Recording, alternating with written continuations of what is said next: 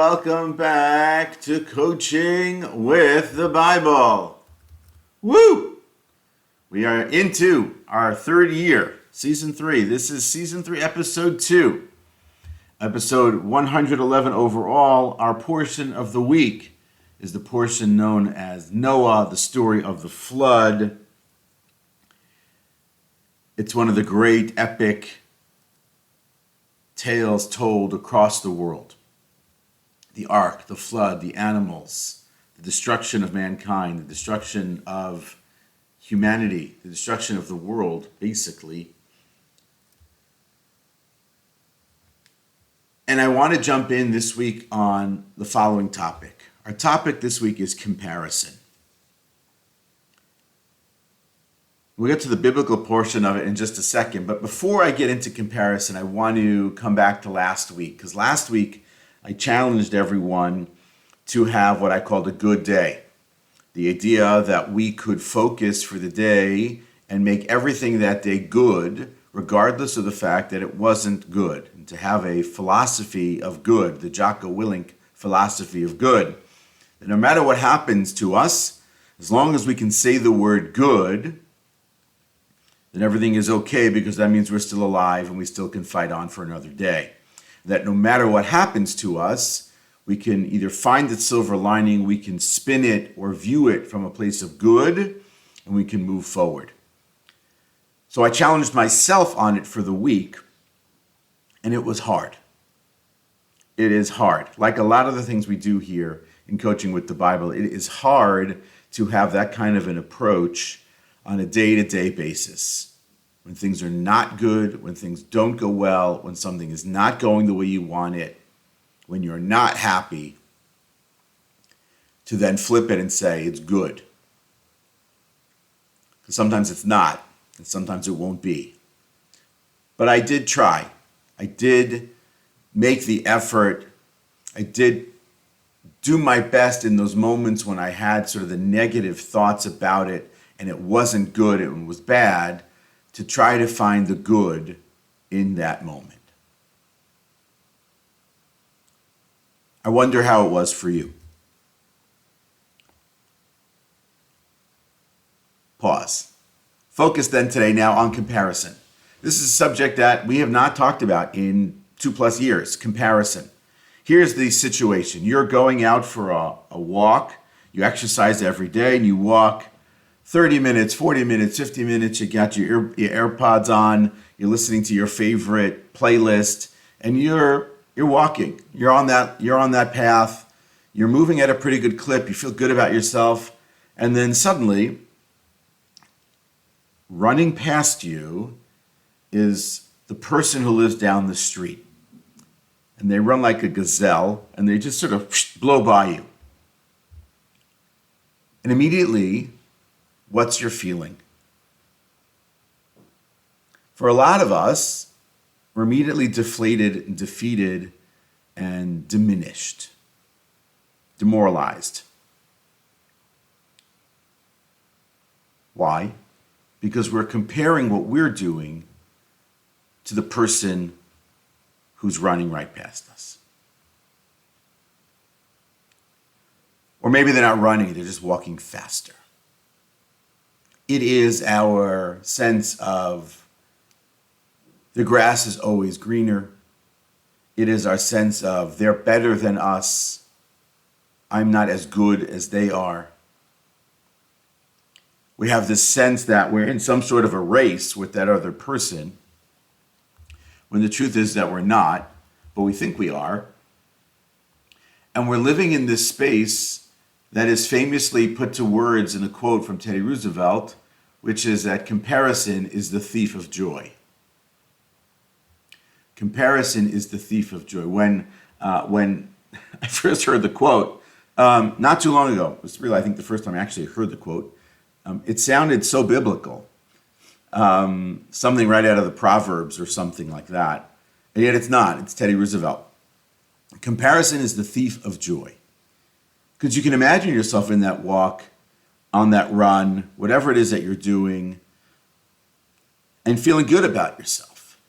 You're out, It's a nice day, you're exercising, your mind is clear, you have the music going, or listen to a podcast and you're smiling and you're full of good vibes and feelings, and then whoosh, that other person comes along. It just rips the joy right out of you. You can appreciate what's happening there. I know it happens with work as well, where trying to help an organization raise some money and they're always asking about their competitor or an organization that's not actually competition, but they think is similar to them. What do they do? How did they do? How are we doing compared to them? And you're like, what is it? What does it matter? But it matters, because there's this conception of the grass is always greener. There's a conception of keeping up with the Joneses. And that's all part of comparison. And so when we think about what happens with comparison, I want to bring inside the Bible to sort of give it that sort of anchor in this week, which is this. Typically speaking, I actually try to avoid it. I don't actually like to speak about things that happen in like the first verse of a portion. It's like an old rabbinic bias and the idea that, well, the rabbi only got through the first verse and that's where he's giving this week's sermon is from the first verse. So I have this bias, but in the case of Noah, I can't get past it. This is one of the comments in the Bible that I want to say dislike. I struggle with the most, let's say. So famously in the Bible, Noah appears on the scene in the second portion. We know the story that's about to happen is the flood. And for all intents and purposes, Noah's a pretty good dude. Like, he does good things. I mean, he saves humanity, he saves all the animals, he builds the ark, he follows God's word, he does all those good things. And the way the Bible describes him in that first verse there, chapter 6, verse 9, he is a righteous, wholehearted person. Distill that for a second. If it was your life, and at the end of your life, they describe you as a righteous, wholehearted person, you'd probably sign on that one. You take that as an epitaph. Upstanding, righteous, God-fearing, just, pretty good. And then when he's in the ark for that period of time, right? Noah takes care of all the animals for like a year. No complaints that we're aware of. Feeds them, takes care of them. He is their father and mother for that extended period of time inside the ark. Again, pretty darn righteous. So it always sort of struck me that there's this comment that Rashi brings from the Talmud in Tractate Sanhedrin, which wonders whether or not the description of Noah as a righteous person was only in his generation or for all generations.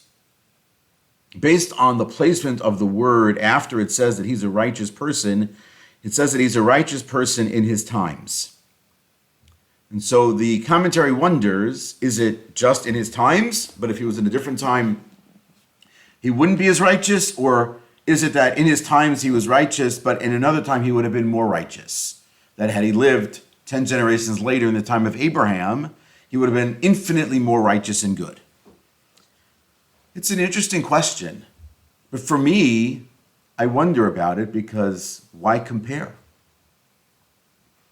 It always is it's a battle, an argument when we compare athletes from different eras. Well, he's the greatest. But he's the greatest. She's the greatest. No, that team's the greatest. And you're like often comparing apples and oranges because they played a different game to a degree in different times with different levels of athleticism and different focus in the game. And you're wondering, why are we comparing one team to the next? This is not something we compare. And so I might actually get more heated about some of that conversation than around the comparison issue with respect to Noah. But it bothers me to a degree. Like, why would we compare him to Abraham? We spend a lot of time talking about Abraham and learning about Abraham. He's unbelievable. Like, the impact scale of Abraham is off the charts. But the truth is, the impact scale of Noah is also off the charts. He's the person from which all of humanity is then rebuilt. So why it is that the sages are looking to wonder about his placement in the comparison idea for Noah in his time and not in his time is an interesting question for us to wonder about. But comparison in general is really not something we do. You don't really, stack the great ones one against another one. Well, that sage, that commentary, better, worse than the, like, we might disagree with their opinions, but we don't really do that. So comparison for us is a thing, it's a legit thing, but it's a really dangerous thing. So let's sort of dive into with respect to ourselves and appreciate what's going on with respect to comparison. We live in an age of comparison. Companies succeed and fail based on their ability to foster and create and foment comparison and comparative behavior between people. All of social media is some sort of like a doom-scrolling self-comparison disaster for a lot of us, and yet we still do it. We have to appreciate that when we're in comparison, when we're looking at someone else or something else that's going on, and we're putting up the pluses and minuses of ourselves against that, we're really robbing ourselves of who we are. As one person wrote, we're really robbing ourselves of our inherent uniqueness and our worthiness. And in this world of keeping with the Joneses, everyone is struggling through it. And so as I read, the following statement: scrolling through social media and feeling envious about others' lifestyles can take a big toll on our psychological well-being. Studies have linked Facebook envy directly to depression. Facebook envy is the thing. Retail therapy is a bit of an epidemic, this article in Forbes wrote. Retail therapy is the idea is that when I'm feeling down, I go and I shop to fill that void. And so when I'm in comparison and I'm looking at other people, or I'm feeling bad about myself because someone else did better than I did, is doing better than I am, and all that other thing, I go and I buy and I hope that I can dull the pain with retail therapy. The reality of it is that social media and a lot of other stuff is simply curated highlight films of other people's lives. As one person, I found the quote, I thought this was such a great quote, is realize that what's happening is that we're comparing our behind the scenes with everyone else's highlight reels. If we were comparing behind the scenes to behind the scenes, maybe it's different. We're going to get into that in just a couple of moments. I don't want to keep it too long because a lot of the time I do. But comparison at its root, very much, is about personal self-dissatisfaction. It's at its root the idea that I don't think I'm enough. At its root, it's about envy and jealousy. It's dissatisfaction with perhaps who we are and what we are. And we try to numb it, but it doesn't help. The idea that as we age, comparison goes away to a degree, it's reduced to a degree, might soothe us as we get older, but doesn't help us in the moment. And also appreciate that as we get older, when the comparison goes away, we start to evaluate ourselves based on ourselves, which is good, but that's actually when regret sort of slips in. So we have to sort of move away from a lot of this stuff. Think about all these things, the idea that the number of likes and the number of follows and the number of reposts and retweets and all that other stuff is confirming for us, means there's something missing. And we only compound it, there's that compounding word, by doing this sort of doom scrolling and retail therapy when we're in our worst space. It only makes it worse. We go down that rabbit hole even further. And so what we have to appreciate is that this is a real thing. And also appreciate that according to a lot of the research and literature, comparison is something that sort of happens to us. It's not necessarily something that we're actively trying to do, but it's actually something that is happening to us. It's happening at us, to us, towards us, and then we're effectively reacting to it. Sort of keep that in mind. We're always sort of in comparison mode once we start to appreciate that comparison is actually a thing, because we don't always know in our lives that comparison is actually a thing. Think about yourself when you were a little kid, or think about your own children when they're really little and they're so happy and so joyous and they're just playing and they're just coloring random scribbles with crayons on paper, and everything is a masterpiece to them. And they're just so free and happy and joyous. The idea of comparison is not a thing for them. At some point, it becomes a thing for them, but it's not at the beginning. And for us, as we grow older, obviously it becomes more of a thing. So we have to appreciate that it's associated with the negative side of our lives. And as I said, it's the thief of joy. But I have to appreciate how bad it really can go. This is a quote from Brene Brown, who, again, as I said, I've quoted a million times in this, is comparison is the crush of conformity from one side and competition from the other. It's simultaneously trying to fit in and stand out. To appreciate that, the nuance of understanding comparison is that two things are sort of happening at the same time. You have this sense of conformity that you want to fit in somewhere, that you want to belong somewhere. Those are not the same thing. We talked about that last year. We want to be somewhere, and at the same time, we want to stand out somewhere. And how do you do both of those things? And that's why it's crushing us on both sides. So even if we're not choosing whether or not to make a comparison, this is from a researcher, Frank Fujita, I think is how the last name is pronounced. Even if we do not choose whether or not to make a comparison, we can choose whether or not to let that comparison affect our mood or our self-perceptions. That's the flip here. Comparison is happening. The question is, how are we comparing? What are we comparing? To whom are we making those comparisons? What are we doing about it? Parenthetically, by the way, just a quote from another researcher, technically speaking, when we're looking at someone else's grass, their grass is actually greener because of the perspective from where we are standing. But in actuality, it's actually not greener. That's just a parenthetical statement, which I thought I mentioned. I saw in one of these great articles about the subject. It looks greener, but it's not actually greener. And so what we want to do is that we want to try to move into a different space and to have a different sort of management set around comparison. And I want to, for a minute, just think about the flip side of what happens when we sort of let go of comparison. So in Brene Brown's list of living wholeheartedly, the 10 guideposts to living wholeheartedly, guidepost number 6 is cultivating creativity and letting go of comparison.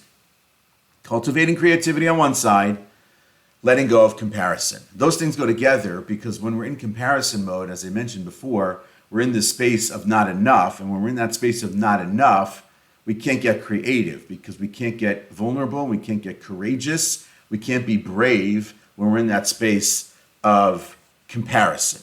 And so when we let go of comparison, we are able to be in a space of creativity. When we let go of comparison, we can appreciate that that's an actual act of self-compassion because it's allowing ourselves to live into who we are. And when we let go of comparison, it's an act of us moving into a space of trying to live more wholeheartedly, which I think is something we really want to do. And so what I want to sort of dive into then on the other side is now that we sort of understand what's going on here, and we can understand the negative approach to comparison, we can appreciate then what do we do with it? If it's going to be something that's happening, what are we going to do with it? And how are we going to make that operate really to our betterment rather than to our detriment? And so here's the underlying theory. The social comparison theory was established in 1954 by psychologist Leon Festinger. And he said that we are in comparison for the purposes of evaluating ourselves. This is his quote. At its root, The impulse is connected to the instant judgments we make of other people. A key element of the brain's social cognition network that can be traced to the evolutionary need to protect oneself and assess threats. Our comparison targets, as researchers refer to them, tend to be those we most closely identify with, as well as those within our personal orbit. This is actually beyond his actual quote. The comparisons we feel most acutely relate to domains we value, such as appearance, relationships, wealth, professional achievement, or goals. What Fessinger wrote was about two different kinds of comparison, upward and downward comparison. Upward comparison is the idea that we are looking at people who are ahead of us, above us, and we're looking at that most often as a source of inspiration, as a source of self-enhancement towards self-improvement, towards making ourselves better. On the flip side, the downward comparison is the idea of when we look down at someone below us, we look down at someone below us for the sake of making us feel better about ourselves in the position that we're in, without actually that helping us in any way, shape, or form. It's sort of like pushing down the person below us, pushing them down, holding them down to make ourselves feel good about who we are. And so those are the two. Relatedly, although I didn't see it in any of the articles about what he had said, there's positive and negative probably in both. So upward can be positive and negative. Downward doesn't really have a positive. Mostly is, in fact, I think completely in the negative. So you have the opportunity in those spaces of comparison to make it positive when you're looking at it in that way. So what I want to do is the following thing. With respect to what let's call it the framework for working with comparison in our own lives, what I actually want you to do is the next time you find yourself in comparison mode, I want you to live in it for a minute. I really want you to live in it for a minute. Again, no judgment, because you're going to hate yourself anyway for it, but no judgment for it. Think about who you are comparing yourself against. Like, distill it, not the person themselves. What about that person specifically makes them the subject or the object of your comparison? That's one.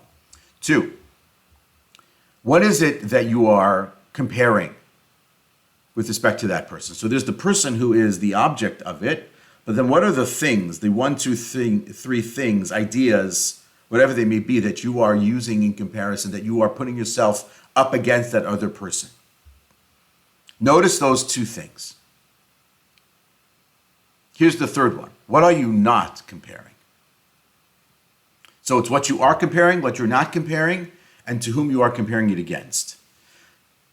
When you do that analysis on your own, by yourself, with yourself, or with a coach, with a therapist, with a spouse, with a friend, you really want to get in there, you might come to some conclusions that are actually very helpful. Because now you can distill the things that you really do need to work on. And you can look then beyond those specific items. Let's say it's a personal, professional achievement thing. You can look beyond that into those roots to figure out what's going on there deeply and how you can maybe fix that, how you can work on that. So my challenge for this week, whereas last week was about the good philosophy, here it's the comparison approach, and I want you to live inside that comparison. Am I comparing up? Am I comparing down? Am I comparing positive? Am I comparing negative?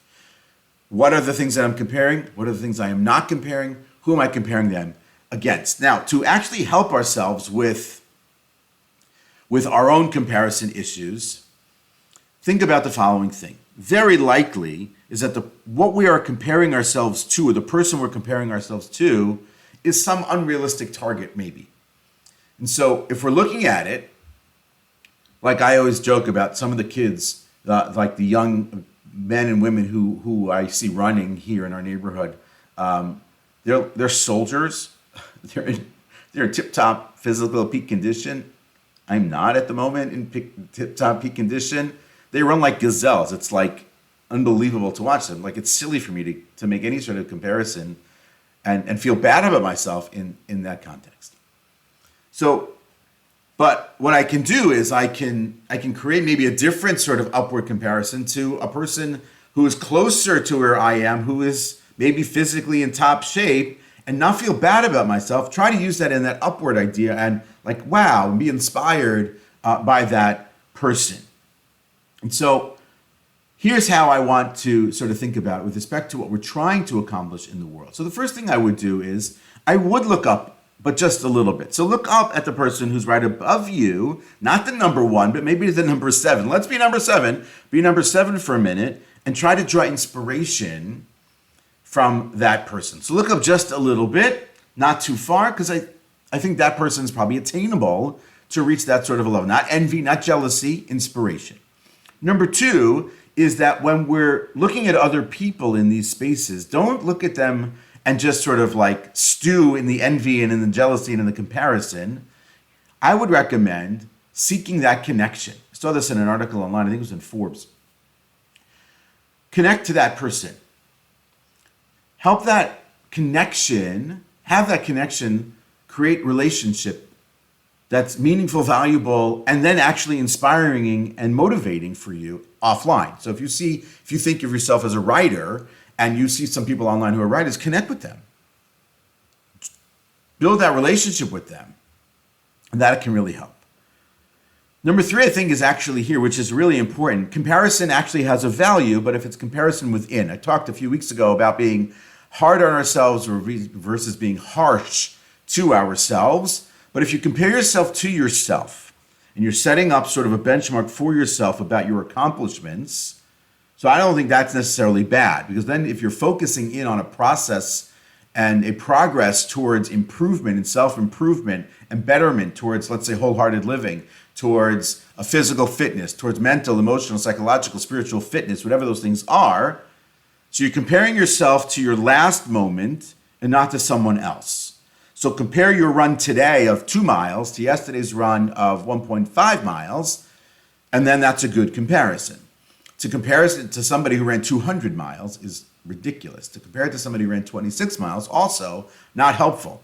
But as you see the incremental move in your work, so that's a good, healthy, positive comparison of progress or lack of progress if you're not actually moving in that direction. So I think those things are really helpful. The other thing I would say also is, I would say with respect to pursuing, in comparison, is this idea that I saw in a different article about pursuing joy, in comparison of joy, that with respect to other people's, life, in your own life, compare with respect to the joy that you could feel in your life. When you look at that space where this moment before was not joyful and now it is joyful, that's a beautiful comparison to make in your life. When you're able to see the progress, you're comparing how, last week that wasn't enough for you, but now that's enough for you, and you're feeling good about that, that's good comparison. And comparison, we can appreciate, is something that we simply live with. It's part of our day-to-day. It happens to us. But like everything else, there is our reaction, there is our response, there is our behavior in that space, and there is the ability for us to improve. And here's the money quote, I think, for today to finish, from Ralph Waldo Emerson. What lies behind you and what lies in front of you pales in comparison to what lies inside of you. That is Coaching with the Bible for this week. I look forward to seeing you next week. Take care.